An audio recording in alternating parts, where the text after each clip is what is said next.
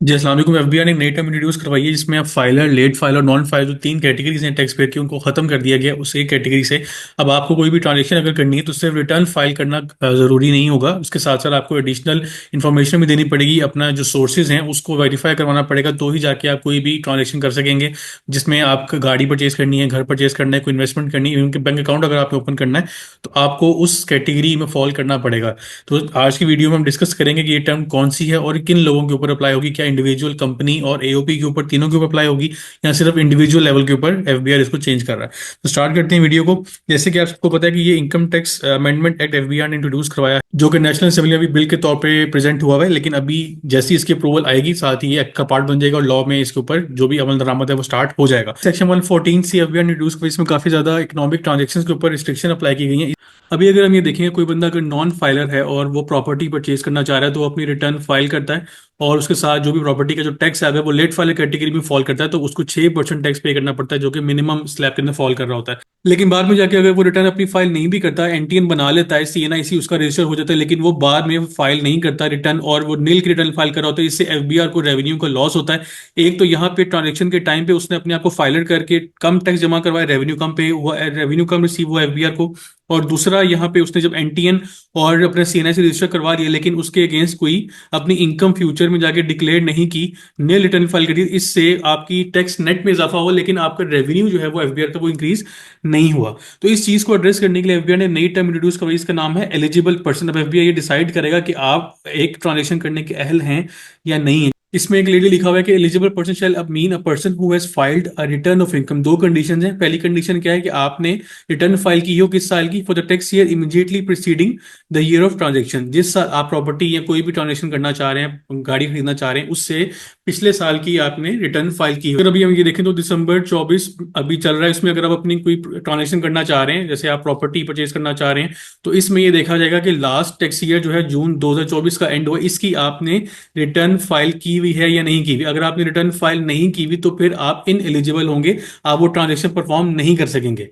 इसके अलावा second condition क्या है, एंड हैज सफिशिएंट रिसोर्सेज। अब ये जो वर्ड यूज किया गया सफिशिएंट रिसोर्सेज का, ये इसके अगेंस्ट भी एक अलग कॉन्सेप्ट है, ये नेक्स्ट वीडियो में इंशाल्लाह हम डिस्कस करेंगे।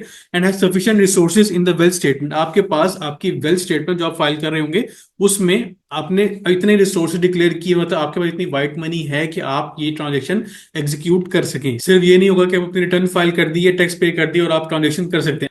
अब जो एक रजिस्ट्रेशन अथॉरिटी है प्रॉपर्टी की या व्हीकल की या कोई और अगर एसेट परचेज करें, इवन कि आप अकाउंट भी ओपन करें, तो उसमें भी देखा जाएगा कि आपके पास सफिशिएंट रिसोर्सेज इतने हैं कि आप उस अकाउंट को मेंटेन कर सकें या आप वो ट्रांजेक्शन एग्जीक्यूट कर सकें। In case of an individual, individual के वेल्थ स्टेटमेंट में देखा जाएगा, एंड और financial statement in case of a company और एओपी। कंपनी और एओपी क्योंकि एक बिजनेस रन कर रहे होते हैं, उनकी फाइनेंशियल स्टेटमेंट बन रही होती है, उसमें देखा जाएगा कि उनके पास सफिशिएंट रिसोर्सेज अवेलेबल हैं कि नहीं। अगर वो सफिशिएंट रिसोर्सेज अवेलेबल नहीं होंगे तो आप ये ट्रांजेक्शन एग्जीक्यूट नहीं कर सकेंगे। कोई भी ट्रांजेक्शन करने से पहले अब आपको ये कंडीशन मीट करनी पड़ेगी। अब वो वाला टाइम नहीं रहा जब आप कोई भी प्रॉपर्टी परचेज करने जाते हैं, कोई आपसे क्वेश्चन नहीं करता, सिंपल आप रिटर्न अपनी फाइल करते हैं, टैक्स जमा करवाते हैं और आपको कोई सवाल नहीं पूछा जाता अपने रिसोर्सेज से अगेंस्ट। लेकिन अब आपसे एक्साइज भी क्वेश्चन कर सकता है, जो ट्रांसफरिंग अथॉरिटी है, कोई सोसाइटी है, वो भी क्वेश्चन करने की पाबंद होगी। इवन कि अगर आप गाड़ी परचेज करने जा रहे हैं तो उसकी बुकिंग के टाइम पे भी वो चेक किया जाएगा कि अगर आप एलिजिबल पर्सन नहीं हैं तो फिर आपके अगेंस्ट वो ऑर्डर या वो भी ट्रांजेक्शन एग्जीक्यूट नहीं की जाएगी। इसमें साथ ये भी लिख दिया गया, provided that in case of an individual, individual के केस में the eligible person shall include his immediate family members.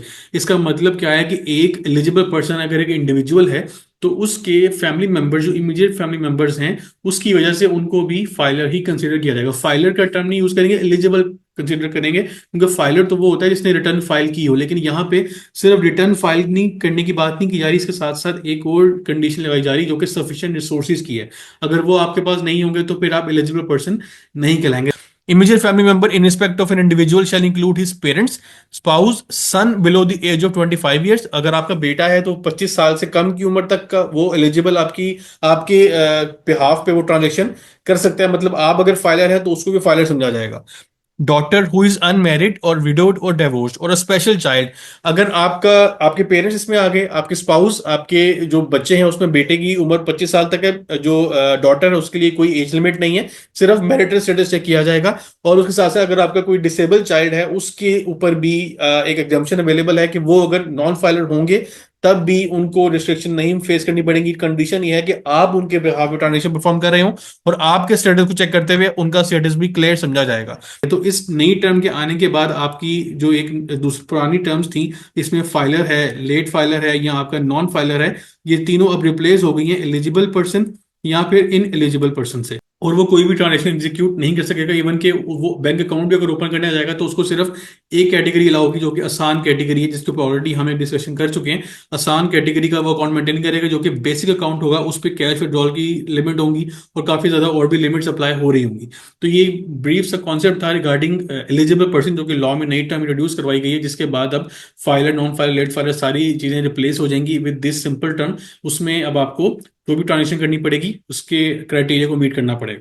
Next video में इंशाल्लाह हम सफिशिएंट रिसोर्सेज के ऊपर डिस्कशन करेंगे, जिसमें एक बेसिक एक क्राइटेरिया है एलिजिबल पर्सन का। इसके ऊपर भी एक नई कंडीशन एफबीआर ने अप्लाई की है। इंशाल्लाह नेक्स्ट वीडियो में उस टॉपिक के ऊपर डिस्कशन करेंगे। अपने ध्यान रखिएगा। अल्लाह हाफिज़।